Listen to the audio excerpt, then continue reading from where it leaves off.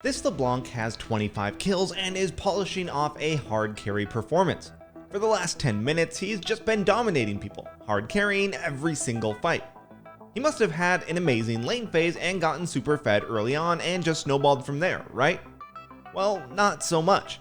LeBlanc was ganked repeatedly by the enemy jungler, the enemy support, and even Ezreal's ult, resulting in numerous lane phase deaths. Today, we'll be showing you how our challenger, mcbaze, recovered from a bad lane phase and was still able to hard solo carry a game. And just so you know, mcbaze recorded the full game with live commentary that you can find on our Epic Smurf commentary page.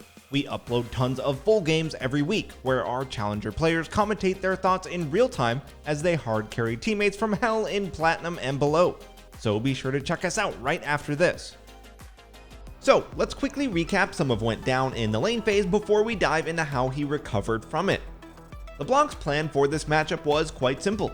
Wait for Anivia to use Q, trying to bait it out as much as possible, then trade while it's down. Repeat until Anivia is within kill range and look to snowball that way.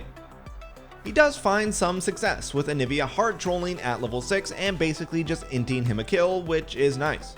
A bit later, he narrowly misses a kill onto Anivia, which eventually turns into a 2v2 in which he dies and Trundle gets the kill. Not optimal. He returns to lane and instantly gets ganked, dying yet again in quick succession.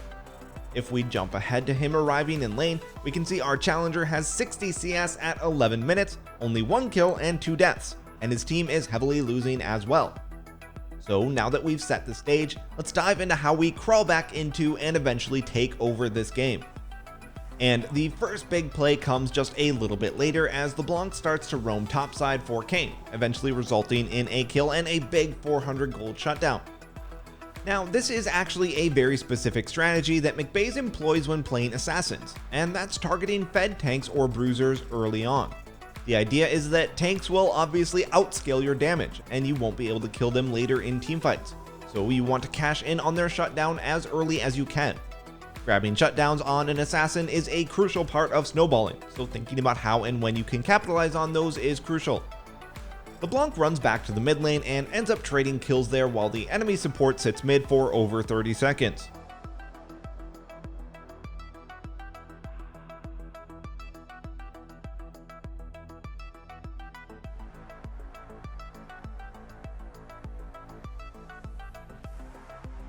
This eventually leads to his mid-tier 1 going down before he gets back to lane. But speaking with mcbaze, he actually says that he doesn't mind this much. Why do you think that is? Take a few seconds. So mcbaze said that he needs to farm some to catch up this game, and the mid tower going down actually gives him more time to roam before he has to catch waves mid, so he can collect similar amounts of farm while being in mid lane less often. With the shutdown secured, LeBlanc is starting to become relevant again and picks up a kill onto Anivia after softening her up with a combo.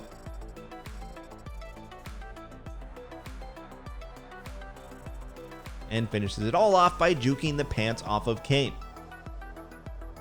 LeBlanc will definitely want to get his wave to tower, but what do you think he'll look to do after that? So for sure he'll want to start to look to roaming now that he's caught up and can start pushing out his wave. Unfortunately his bot lane just died, but Ezreal is overstaying, so he runs down and picks up the kill. And let's hear mcbaze's thoughts on this pick.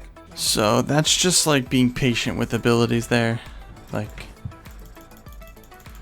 he's running back and forth trying to dodge my stuff when I can just auto him. Great, so this is an awesome concept that applies to League as a whole, but let's talk about assassins. At the end here we see LeBlanc just holding chain while Ezreal spends all of his movement going side to side. And this idea of holding abilities applies to more than this. It's also super relevant at this point here.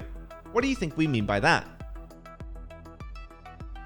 So what we mean is that when you have an angle on your target like this, spending mobility like we see LeBlanc do is often suboptimal and generally a bad habit. In this case, mcbaze only did it because he has multiple jumps on LeBlanc, but even then it's kind of iffy. For example, if you were playing Echo here, you would for sure want to just walk up to him and save E to follow Arcane Shift.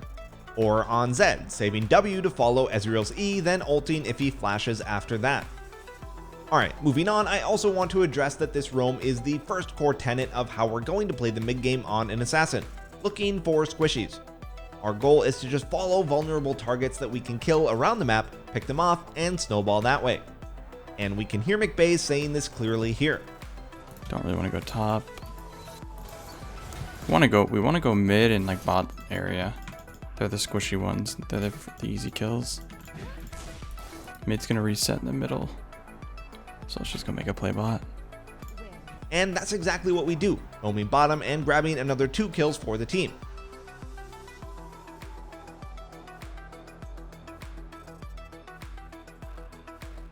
So our first tenet of assassin mid-game play is to roam to weak, vulnerable enemies. But what happens when you're forced to group up and teamfight around an objective like we see happening here a few minutes later? What do you think? How will LeBlanc play this out? Let's watch and listen. Gotta be careful here. So like I want to flank. I don't want to just run at them head on. That guy's a free kill, so... Great, so this is our second core tenet of assassin play, which is to avoid approaching the enemy from the front, looking for flanks instead. But I do also want to mention that walking into fog of war like LeBlanc is doing here is potentially very risky. If the enemy team has serious threats who can just one-shot you like a Zed, Vygar, Syndra, etc., then you would not want to face check try until you see the threat somewhere else.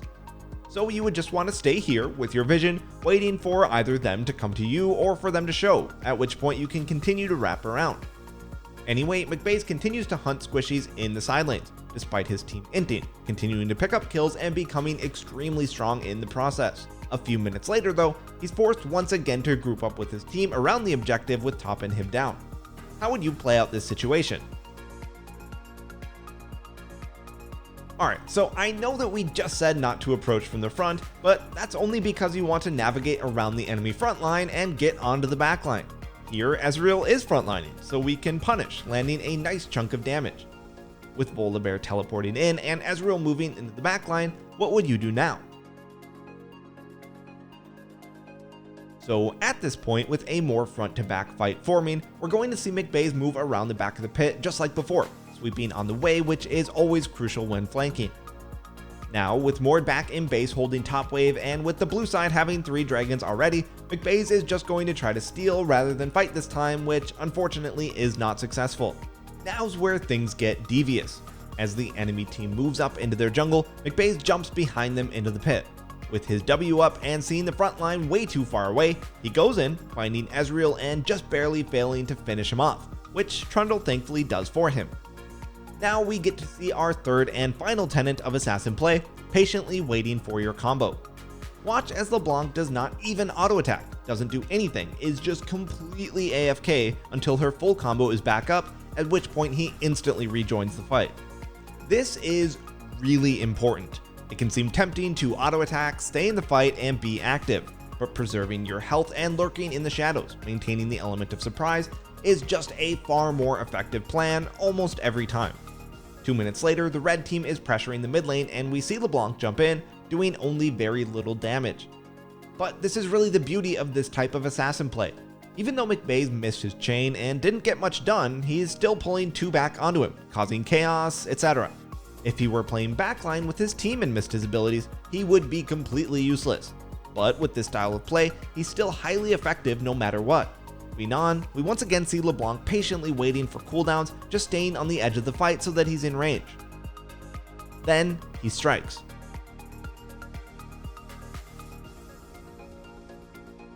At the next dragon fight, we get to see how things can get messy.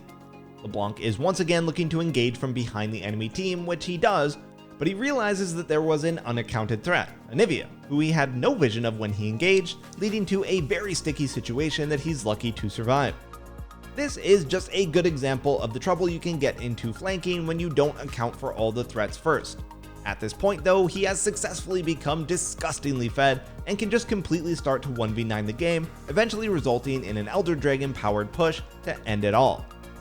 But this was only possible after mcbaze's shaky lane phase because he followed these 3 core tenets of assassin play. All three of these concepts were absolutely central to LeBlanc's recover and eventual hard carrying of this game. Alright everyone, remember, if you want to catch the full game with commentary and hundreds of others just like it, then you can do so at skillcapped. That and so much more is waiting for you so you can actually start climbing in League of Legends. Thanks for watching, and we'll see you next time.